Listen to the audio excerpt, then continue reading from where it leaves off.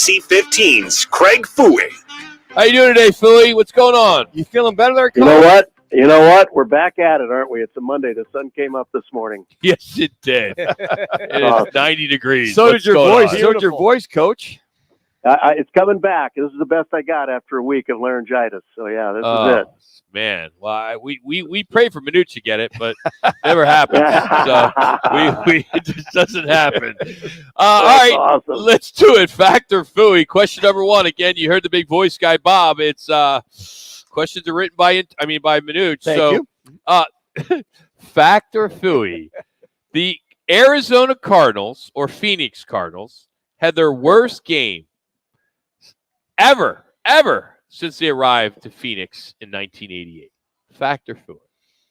Fact. I think it was the worst offensive output since 1955. Yep, that's right. Reading is accurate. So I would say it's the worst game since they arrived in Arizona in 1988. Yeah. It was abysmal. Listen, I'll give the defense some credit. They hung in there. Dante Steele is a tough mother up front. And they played tough, but listen, I mean, you got 3 of 5 offensive linemen hurt. You're starting a rookie at quarterback. You got backup guys at running back. You got a third year guy at tight end. I mean, it was a mess. It was a mess. And I don't know where the ghost call came on Hollywood Brown and the one good play they had. Yeah. I don't know what that was. Yeah. But it was abysmal. I mean, it was just bad play calling, bad execution. It was just horrible. Coach, I think with you at guard, me at quarterback, Jax at slot, Rock at tight end, Jimmy B at running back, we could have put 58 yards somewhere on there, I think, in the game, would we not? Well, it would have at least explained the 58 yards. You should have a reason. All right, question number 2, Coach. With the Cardinals having, as you mentioned, the worst offensive performance since 1955 and starting a rookie QB, might I say, versus the best defense in the league, should prove no doubt that they are tanking. Fact or Fouhy? Yeah, fact. Listen, when you get rid of Colt McCoy, right, prior to the last preseason game, you go with Josh Dobbs, and then you trade Josh Dobbs away last week to Minnesota. He goes up and accounts for 3 touchdowns, and the Vikings win. And you go with Clayton Tune, and you're not sure what you're going to do with Kyler Murray yet. We're waiting to hear from Jonathan Gannon this afternoon. I mean, this is, what it is. I mean, I feel bad for Monty Ossenfort, Jonathan Gannon, the whole crew that came in here. They had to figure out what to do after Steve Keim left this, in dire straits. And we knew this is what it was. I mean, it was like you can go out and compete and try to win, but you're not going to win many games. So it is what it is. And, Coach, I think you hear Gannon week in and week out. He falls on the sword for this organization. But I got to wonder, I know there's only 32 head coaching jobs in the National Football League, that if you wonder that knowing he was going to need a mulligan, he and Monty Ossenfort to get this thing turned around, if he might think twice about it if this was a year ago last year at this time. Well, it makes you wonder how about the whole hiring process, doesn't it? When you think about how it all went down and Dan Quinn turning it down and, a particular coach with the Broncos saying no thanks. It makes you wonder how they managed to wait throughout the whole process and wait until the Super Bowl was over and then hire the defensive coordinator from the Eagles who, let the Chiefs beat them in the second half of the Super Bowl. So it's a whole questionable, situation around the hiring. But listen, like you said, there's only 32 of these jobs. I'd take one. Yeah, me too.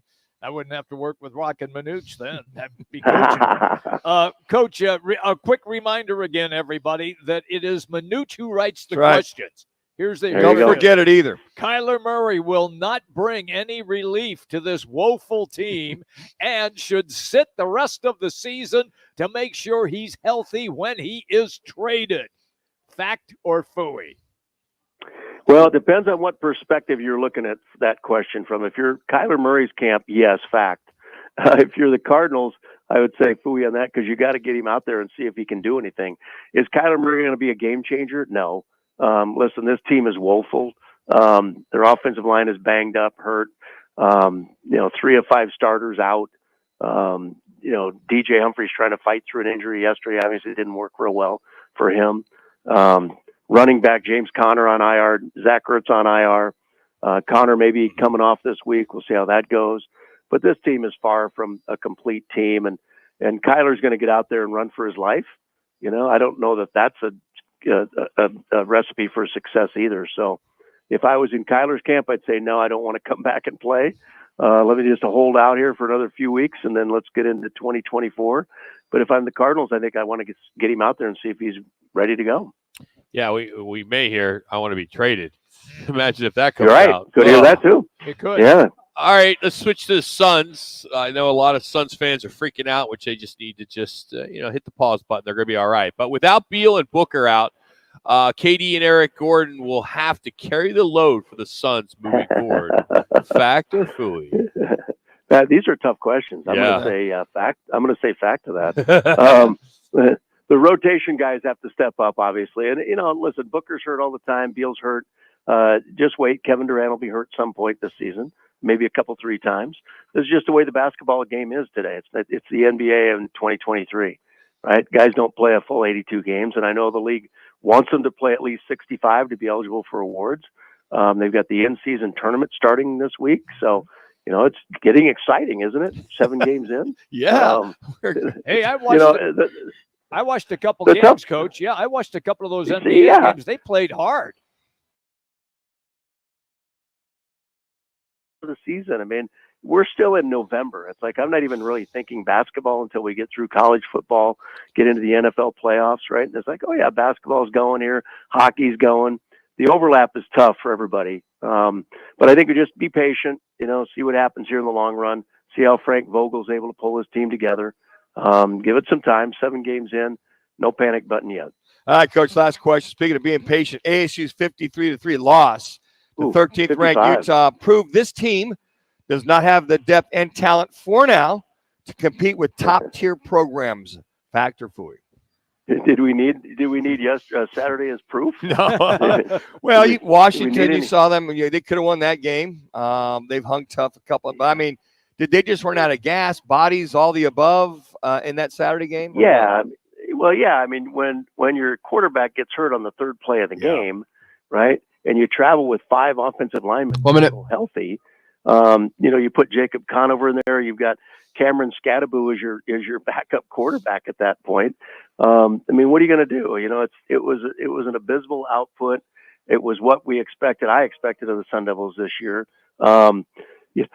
83 total yards by them, 58 total yards by the Cardinals. I mean, that's what we got this weekend from our local teams. I'll give congratulations to Jed Fish and the Arizona Wildcats. 6 wins, bowl eligible.